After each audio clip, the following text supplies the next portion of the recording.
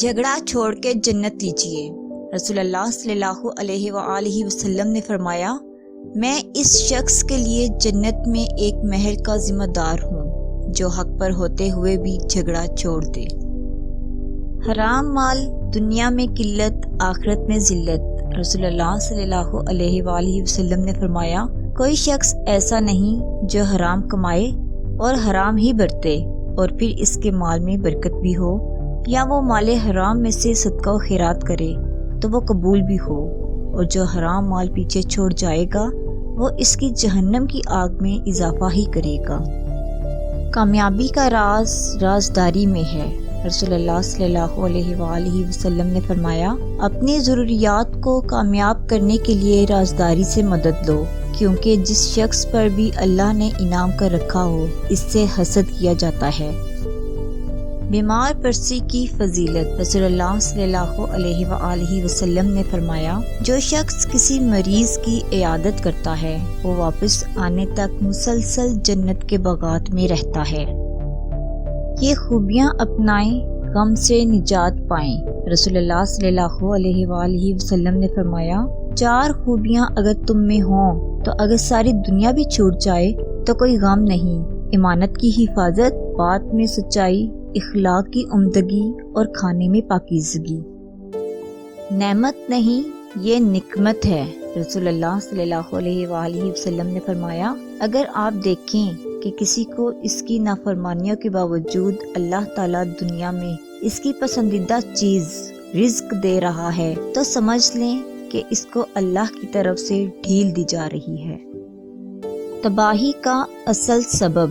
رسول اللہ صلی اللہ علیہ وآلہ وسلم نے فرمایا، اللہ کی قسم، مجھے تمہاری نداری اور فقیری کا ڈر نہیں، بلکہ مجھے تو اس بات کا اندیشہ ہے کہ دنیا تم پر کشادہ کر دی جائے گی، جیسا کہ تم سے پہلے لوگوں کے لیے کشائش کی گئی تھی۔ پھر تم ایک دوسرے سے آگے بڑھنے کی کوشش کرو گے، جیسا کہ تم سے پہلے لوگوں نے کیا تھا۔ پھر وہ تمہیں ہلاک کر دے گی، جیسا کہ ان لوگوں کو ہلاک کر دیا تھا۔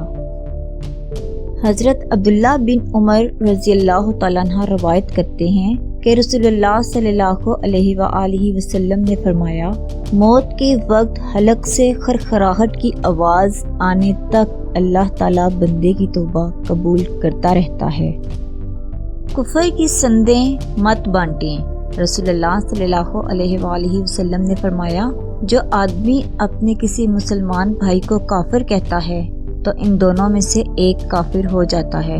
جسے کافر کہا گیا ہے اگر وہ نہیں ہے تو کہنے والا خود کافر بن جاتا ہے۔ جنت سے محرومی ہی ان کا مقدر ہے۔ رسول اللہ صلی اللہ علیہ وآلہ وسلم نے فرمایا، 3 قسم کے لوگ نہ تو جنت میں جائیں گے اور نہ ہی روز قیامت ان کی طرف اللہ تعالیٰ دیکھے گا۔ ایک تو وہ شخص جو والدین کی نافرمانی کرے، اور دوسرے وہ عورت جو کہ مردوں کا حلیہ بنائے، اور تیسرے وہ دیوس شخص جو اپنے بیوی بچوں میں بے حیائی کو برداشت کرے۔ دعائیں کیوں قبول نہیں ہوتی؟ رسول اللہ صلی اللہ علیہ وآلہ وسلم نے فرمایا، اس ذات کی قسم جس کے ہاتھ میں میری جان ہے، تم لوگ نیکی کا حکم دیتے رہو اور برائی سے منع کرتے رہو، ورنہ اللہ تعالیٰ تم پر ایسا عذاب مسلط کر دے گا کہ تم اللہ سے دعائیں کرو گے لیکن تمہاری دعائیں قبول نہ ہوں گی۔ جوانی کا احترام، جنت میں اعلیٰ مقام۔ رسول اللہ صلی اللہ علیہ وآلہ وسلم نے فرمایا، جس شخص کو اعلیٰ حسب و نسب والی خوبصورت عورت برائی کی دعوت دے اور وہ کہہ دے کہ میں تو اللہ سے ڈرتا ہوں، اس شخص کو اللہ تعالیٰ قیامت کے دن اپنے عرش کا سایہ نصیب کریں گے۔ رسول اللہ صلی اللہ علیہ وآلہ وسلم نے فرمایا، 3 چیزیں میت کے ساتھ جاتی ہیں: گھر والے، مال، عمل۔ 2 چیزیں واپس آ جاتی ہیں اور ایک ساتھ رہتی ہے، یعنی گھر والے اور مال واپس آ جاتے ہیں جبکہ عمل ساتھ رہ جاتا ہے۔ ہماری مصیبت کا اللہ کو کتنا احساس ہے۔